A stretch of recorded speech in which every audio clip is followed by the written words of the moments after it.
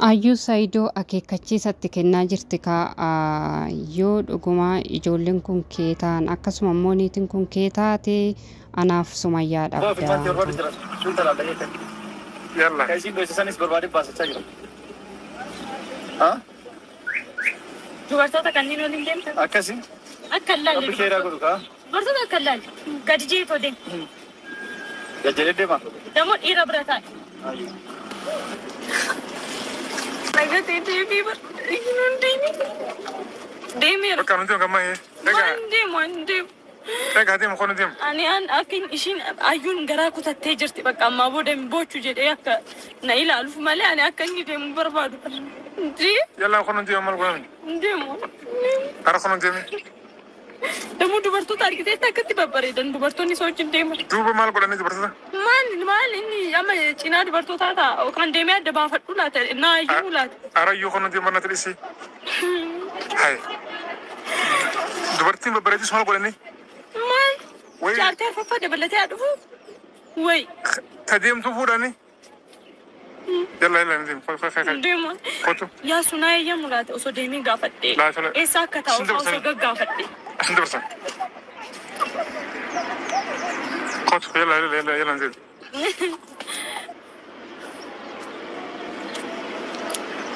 جارسي كيس ديمي erga inni deeme kamalin goda ka anu ma fi Sumayya fi jecha deemara ani simu wae daima sani adda baafachuu waanan barbaade fi uguma Saayidon daima dhalcheenu dhoksee jiramo uguma moo hin qabu kan joosan namitti afaan namitti ti dhagaw barbaanneeti ishi bira deeme video waraabe okaan immoo paaspoortii muree fi asitti fideeni nu teechisee lakki daima hin qabu jaartii sadaffaa sin qabu ati fi Sumayya qof hojide amin jenne fudan ho intane garu oguma nu sobe tanan immo Sumayya sin daba anas ni daba kana wanju amma garu achittis lole jedhan amma monan sodaadhan anamma dhiisisi bakka ho daimas qabate rakkoon qabu way miskeenayyo ay jaalala kana nama gooti Saayidoon amma airportii keessa seenee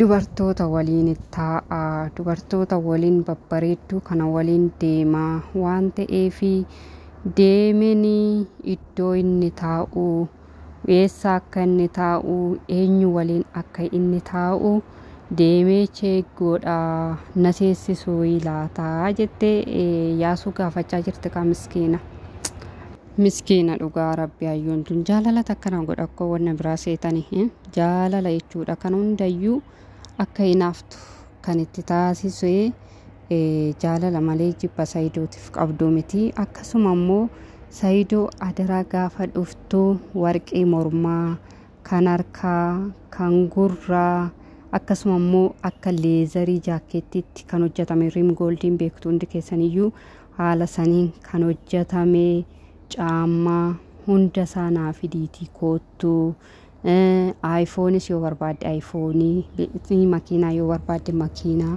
garuu kana hunda keessaa kan Saayidoo siif fida jedhee waadaa galee fi warqii jaakeettidha jechuudha iPhone si harkaa fudhatu makiinas immoo hin qabda waan ta'eef si fayyadu waan ta'eef warqii si bitee dhufa jedhee waadaa galeef jechuudha ka ayyuudha fi baay'ee nama gammachiisaa garuu ka ayyuuni akeekkachiisatti kennite jechuudha akeekkachiisni isheen itti kennites yoo dhuguma ijoolleen ati qabdu kun ijoollee kee ta'anii akkasuma immoo masaanuu sadaffaa fi masaanuu arfaffaa ta'anii ati nu dhoksita taananii wanti beekuu qabdu anas in argattu akkasuma immoo Sumayyaas hin argattu jetteeti ka akeekkachiisa dhumaa kan kennitee fi Saayidoon immoo parsantii 100% ka ofitti amaneeti kuni ajandaa hin taane yookiin immoo ajandaa cal jedhamee olii gadi oofamaa jiruudha malee ani ijoolles hin qabu masaanuu sadaffaas haa ta'u arfaffaas haa ta'u hanga yoonaa hin qabu kana baruu qabdu lamaan keessanuu kana beekuu qabduu jedheeti kan inni deebise jechuudha. Ka Saayidoo Rabbisiif haa laaffisu nuti maal jenna. Egaa kaamee hordoftoota koomee walumaan ilaalla. Baay'ee nama cinqa. Baay'ee nama cinqa jechuudha. Asii Sumayyaanis daa'ima ittiin agarsiisu jechaa jirti. Inni na dhoksee daa'ima 5 ol qaba. Ani ijoolleedhuma kanayyuu irratti du'ee akkuma amma guddisaa jiru irratti du'ee irratti kufee irratti dheebodhee irratti beela'ee guddisuu qaba malee ijoollee koo kana wanna hin taanetti kana sabbaadha jedhee itti hin kennu. Maaliif jennaani inni iccitii kana hundayyuu na dhoksee qabatee jira waan ta'eefi ani immoo surumayyuu itti agarsiisuu hin barbaadu. Kun hundi maaliif dhokatee na dhoksuun maaliif barbaachise jettee miira aarii keessa galteeti kan duubatti sharattatte jechuudha yookiin immoo yaada ishii geeddaratte.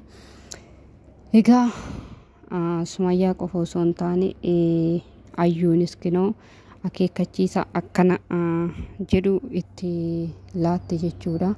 Asis achis haa ta'u Rabbisiif haa laaffisu ka Saayidoo. Wanti kun baay'ee cima. Rabbisiif haa laaffisu. Akkuma ati dubartii yoo argite dubartiin namira hin darbitu. Namira hin darbitu jettee kinoo Ayyuunis kirrii irratti oofaa jirti sii galee. Kanaaf jennaani DN ijoollee keetis bartee Sumayyaa waliinis araaramtee Ayyuunis immoo tasgabbooftee qursiidhaan nyaanne jedhe kinoo qoqoriinatti kennitee qursiidhayyuu hin nyaanne. Amma ijoollee wuxeetii isaanii beekamutti qursii nyaachuu hin qabdu, nyaata manaa nyaachuu hin qabdu jettee Ayyuun na dhorkitee jirti. Kanaaf jedhee deemee ijoollee koo baraa jedhee halkaniin gara boolee deemaa jira. Kun hundiyyuu suma eeggata yaa Saayidoo Rabbisiif haa laaffisu seen jenna. Wanti biraa nutoomaa kanuma sii kadhanna uumaa wanti goonu hin jiru waan ta'eef kanaaf jennaanii atis jabaadhu yaa Saayidoo, atis jabaadhu, olii gadi lufi hin jedhin. Ayyuu fi Sumayyaas Rabbisiif haa laaffisu. Dhugaa ijoollee soo qabaatte immoo dhugaa isaanis siif haa baasu. Akkasuma immoo soba soo ta'e immoo dhugaa keetis si baasee mana kee diigamuudhaaf deeme kana Rabbiin kee si gargaaree mana kee kana siif haa ijaaru siin jenna. Nuti kanuma sii kadhanna. Egaa hordoftoota koo turtii hanga yoonaa waliin taasistaniif guddaa galatoomaa. Galata guddaa na biraa qabdu. Nagaan naaf turaa isiniin jedha. Like, share, subscribe gochuu hin dagatinaadha. Bye bye.